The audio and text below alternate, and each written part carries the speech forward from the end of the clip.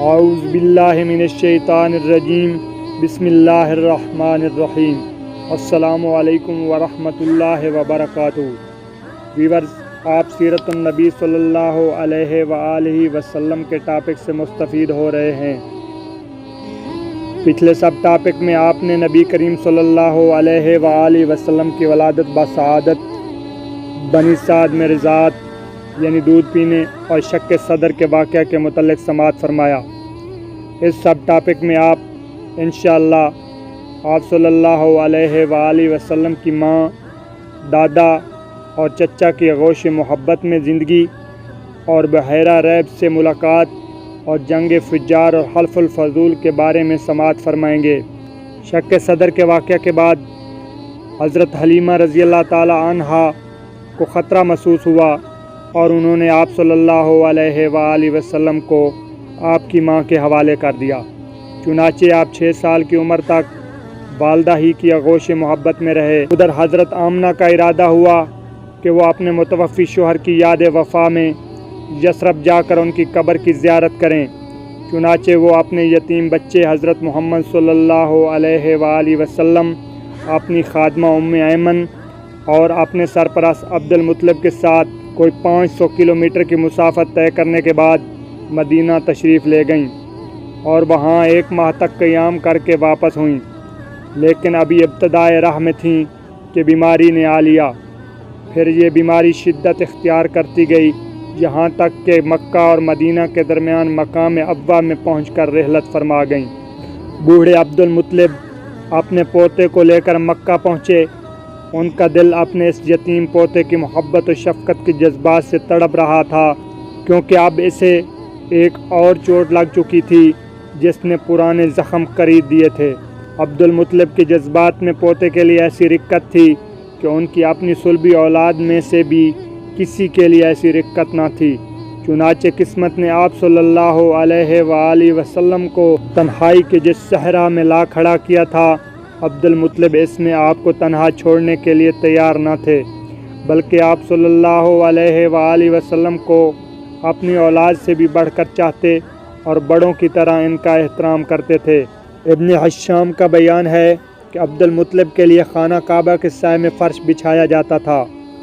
ان کے سارے لڑکے فرش کے ارد گرد بیٹھ جاتے تھے۔ عبد المطلب تشریف لاتے تو فرش پر بیٹھتے۔ ان کی عظمت کے پیش نظر ان کا کوئی لڑکا فرش پر نہ بیٹھتا، لیکن رسول اللہ صلی اللہ علیہ وآلہ وسلم تشریف لاتے تو فرش پر ہی آ بیٹھتے تھے۔ ابھی آپ صلی اللہ علیہ وآلہ وسلم کم عمر بچے تھے۔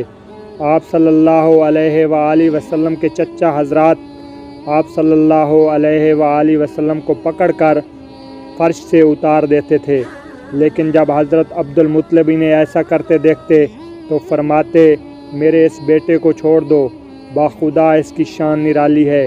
پھر انہیں اپنے ساتھ اپنے فرش پر بیٹھا لیتے، اپنے ہاتھ سے پیٹھ سہلاتے اور ان کی نقل و حرکت دیکھ کر خوش ہوتے تھے۔ آپ صلی اللہ علیہ وآلہ وسلم کی عمر ابھی 8 سال 2 ماہ 10 دن ہوئی تھی کہ آپ صلی اللہ علیہ وآلہ وسلم کے دادا حضرت عبد المطلب اس دنیا فانی سے رحلت فرما گئے اور ان کا سایہ شفقت آپ صلی اللہ علیہ وآلہ وسلم کے سر سے اٹھ گیا۔ ان کا انتقال مکہ میں ہوا اور وہ وفات سے پہلے ہی آپ صلی اللہ علیہ وآلہ وسلم کے چچا حضرت ابو طالب کو، جو آپ صلی اللہ علیہ وآلہ وسلم کے والد عبداللہ کے سگے بھائی تھے، آپ صلی اللہ علیہ وآلہ وسلم کی کفالت کی وصیت کر گئے تھے۔ ابو طالب نے اپنے بھتیجے کا حق کفالت بڑی خوبی سے ادا کیا۔ آپ صلی اللہ علیہ وآلہ وسلم کو اپنی اولاد میں شامل کیا، بلکہ ان سے بھی بڑھ کر مانا، مزید اعزاز و احترام سے نوازا، 40 سال سے زیادہ عرصے تک قوت پہنچائی، اپنی حمایت کا سایہ دراز رکھا اور آپ صلی اللہ علیہ وآلہ وسلم کی بنیاد پر دوستی اور دشمنی نبھائی۔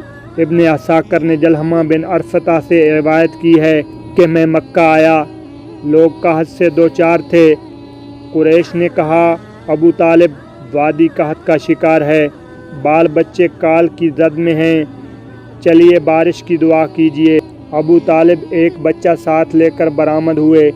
بچہ ابر آلود سورج معلوم ہوتا تھا جس سے گھنا بادل ابھی ابھی چھٹا ہو۔ اس کے ارد گرد اور بھی بچے تھے۔ ابو طالب نے اس بچے کا ہاتھ پکڑا، اس کی پیٹھ کعبہ کی دیوار کے ساتھ ٹیک دی۔ بچے نے ان کی انگلی پکڑ رکھی تھی۔ اس وقت آسمان پر بادل کا ایک ٹکڑا نہ تھا، لیکن دیکھتے دیکھتے ادھر ادھر سے بادل کی آمد شروع ہو گئی اور ایسی دھواں دار بارش ہوئی کہ وادی میں سیلاب آ گیا اور شہر و بیاباں شاداب ہو گئے۔ بعد میں حضرت ابو طالب نے اسی واقعہ کی طرف اشارہ کرتے ہوئے محمد صلی اللہ علیہ وآلہ وسلم کی مدح میں کہا تھا، وہ خوبصورت ہیں، ان کے چہرے سے بارش کا فیضاں طلب کیا جاتا ہے، یتیموں کے ماوا اور بیواؤں کے محافظ ہیں۔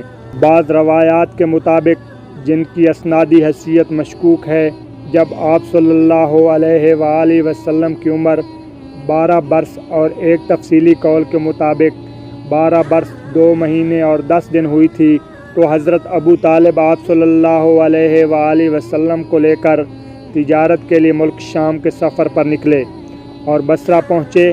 بصرہ شام کا ایک مقام اور حوران کا مرکزی شہر ہے۔ اس وقت یہ جزیرۃ العرب کے رومی مقبوضات کا دارالحکومت تھا۔ اس شہر میں جرجس نامی ایک راہب رہتا تھا جو بحیرہ کے لقب سے معروف تھا۔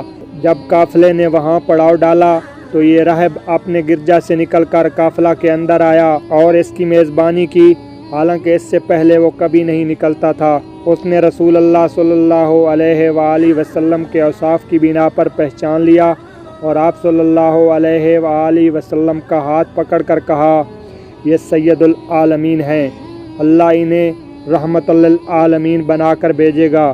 ابو طالب نے کہا، آپ کو کیسے معلوم ہوا؟ اس نے کہا، تم لوگ جب گھاٹی کے اس جانب نمودار ہوئے تو کوئی بھی درخت یا پتھر ایسا نہیں تھا جو سجدہ کے لیے جھک نہ گیا ہو، اور یہ چیزیں نبی کے علاوہ کسی اور انسان کو سجدہ نہیں کرتیں۔ پھر میں انہیں مہر نبوت سے پہچانتا ہوں، جو کندھے کے نیچے کری نرم ہڈی کے پاس سیب کی طرح ہوتی ہے، اور ہم انہیں اپنی کتابوں میں بھی پاتے ہیں۔ اس کے بعد بحیرہ رحب نے ابو طالب سے کہا کہ انہیں واپس کر دو، ملک شام نہ لے جاؤ، کیونکہ یہود سے خطرہ ہے۔ اس پر ابو طالب نے بعض غلاموں کے ساتھ آپ صلی اللہ علیہ وآلہ وسلم کو مکہ واپس کر دیا۔ آپ صلی اللہ علیہ وآلہ وسلم کی عمر 15 برس کی ہوئی تو جنگ فجار پیش آئی۔ اس جنگ میں ایک طرف قریش اور ان کے ساتھ بنو کنانہ تھے اور دوسری طرف قیس اعلان تھے۔ قریش اور کنانہ کا کمانڈر حرب بن امیہ تھا، کیونکہ وہ اپنے سن و شرف کی وجہ سے قریش و کنانہ کے نزدیک بڑا مرتبہ رکھتا تھا۔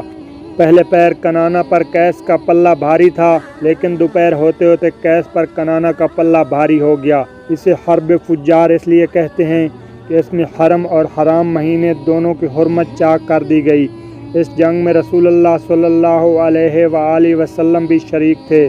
اس جنگ کے بعد ایک حرمت والے مہینے ذی قعدہ میں حلف الفضول پیش آئی۔ چند قبائل قریش یعنی بنی ہاشم، بنی مطلب، بنی اسد بن عزا، بنی زہرہ بن کلاب اور بنی تیم بن مرہ نے اس کا اہتمام کیا۔ یہ لوگ عبداللہ بن جدعان تیمی کے مکان پر جمع ہوئے، کیونکہ وہ سن و شرف میں ممتاز تھا، اور آپس میں عہد و پیمان کیا کہ مکہ میں جو بھی مظلوم نظر آئے گا، خواہ مکہ کے رہنے والا ہو یا کہیں اور کا، یہ سب اس کی مدد اور حمایت میں اٹھ کھڑے ہوں گے اور اس کا حق دلوا کر رہیں گے۔ اس سے اجتماع میں رسول اللہ صلی اللہ علیہ وآلہ وسلم بھی تشریف فرما تھے، اور بعد میں شرف رسالت سے مشرف ہونے کے بعد فرمایا کرتے تھے، میں عبداللہ بن جدعان کے مکان پر ایک ایسے معاہدے میں شریک تھا کہ مجھے اس کے سرخ اونٹ بھی پسند نہیں، اور اگر دور اسلام میں اس عہد و پیمان کے لیے مجھے بلایا جاتا تو میں لبیک کہتا۔ اس معاہدے کی روح عصبیت کی تہ سے اٹھنے والی جہلی حمیت کے منافی تھی۔ اس معاہدے کا سبب یہ تھا کہ زبید کا ایک آدمی سامان لے کر مکہ آیا اور عاص بن ویل نے اس سے سامان خریدا، لیکن اس کا حق روک لیا۔ اس نے حلیف قبائل عبدالدار، مخزوم، جمحہ، سہم اور عدی سے مدد کی درخواست کی، لیکن کسی نے توجہ نہ دی۔ اس کے بعد اس نے جبل ابو قبیس پر چڑھ کر بلند آواز سے چند اشعار پڑھے، جن میں اپنی داستان مظلومیت بیان کی تھی۔ اس پر زبیر بن عبد المطلب نے دوڑ دھوپ کی اور کہا کہ یہ شخص بے یار و مددگار کیوں ہے۔ ان کی کوشش سے عبداللہ بن جدعان تیمی کے مکان پر اجتماع ہوا اور یہ معاہدہ طے پایا اور پھر عاص بن وائل سے اس زبیدی کا حق دلایا۔